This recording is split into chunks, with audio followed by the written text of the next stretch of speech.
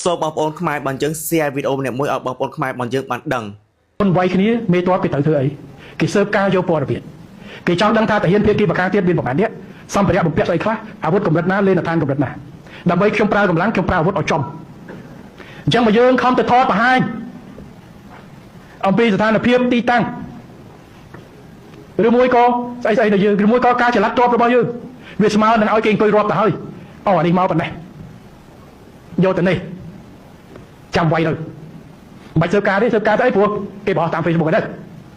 តែឡើងចុចទៅនិយាយមកការប៉ុណ្ណឹងព្រោះឥឡូវកំភ្លើងមួយសឹកកំភ្លើងមាន GPS សឹកកំភ្លើងអត់ចាំបាច់ទៅតម្រងអីទៀតទេគេវាយកូដចូលក្នុងកំភ្លើងធំបាយតបានយើងក៏វាគេក៏វាអញ្ចឹងខ្ញុំសូមអំពាវនាវឲ្យបងប្អូនជាពិសេសកងទ័ពរបស់យើង